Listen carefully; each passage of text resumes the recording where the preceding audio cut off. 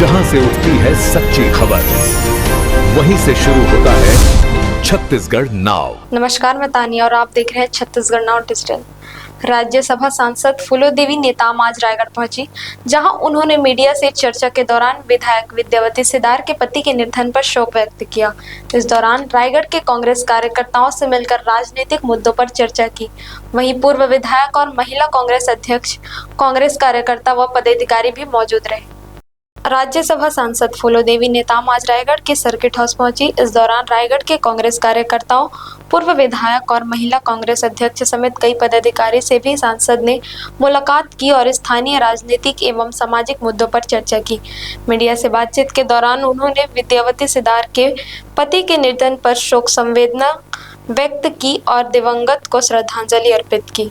सांसद ने कहा कि दुख की इस घड़ी में पूरा कांग्रेस परिवार शोकाकुल परिवार के साथ खड़ा है और ईश्वर उन्हें इस कठिन समय को सहन करने की शक्ति दे। सांसद फूलोदेवी नेताम ने नीट परीक्षा को लेकर हुए आंदोलन का भी जिक्र किया।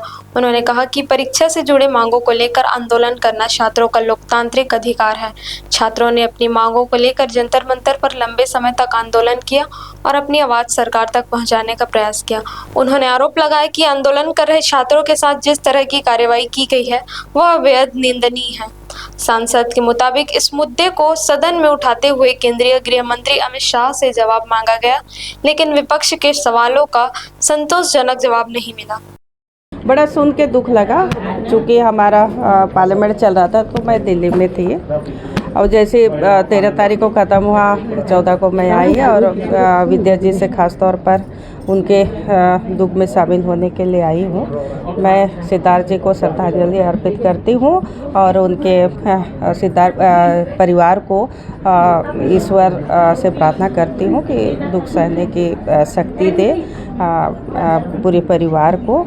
और इसी के साथ साथ आज रायगढ़ के सारे हमारे कांग्रेस के कार्यकर्ता, पूर्व विधायक, हमारे महिला कांग्रेस की अध्यक्ष और सभी परिवार से बातचीत हुई, मिलना हुआ कार्यकर्ताओं से। हमारा कोई दावेदारी नहीं है, शीर्ष नेतृत्व डिसीजन करता है कि कौन बनेगा नहीं बनेगा, तो ये शीर्ष नेताओं के ऊपर है और हम कोई दावेदारी नहीं कर रहे हैं, लेकिन संगठन में जवाबदारी देते हैं तो उसका जवाबदारी निभाते भी हैं। देखिए, उन संविधान में अधिकार है, लोकतंत्र में अधिकार है उनके मांगों को मांगना और उनके न्याय के लिए लड़ाई लड़ना।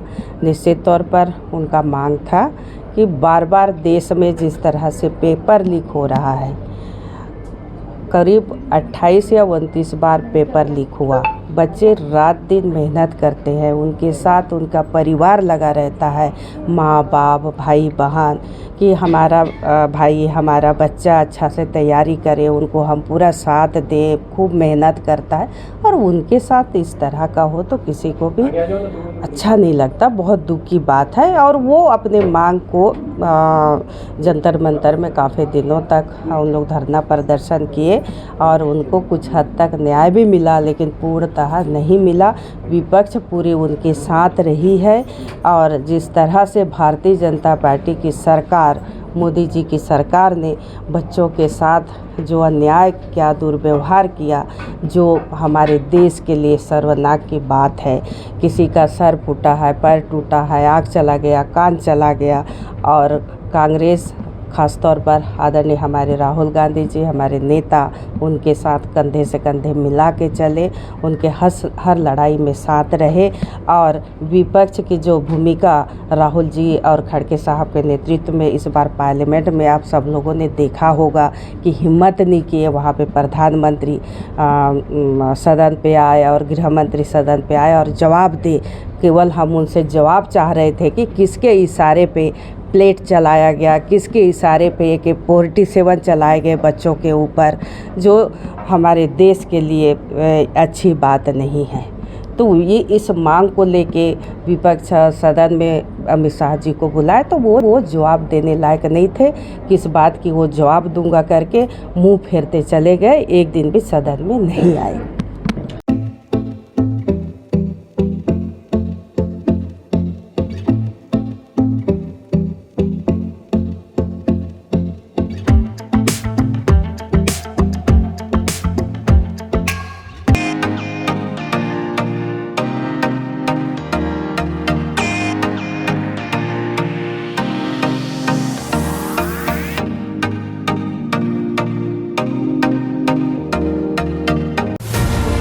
जहां से उठती है सच्ची खबर, वहीं से शुरू होता है छत्तीसगढ़ नाव।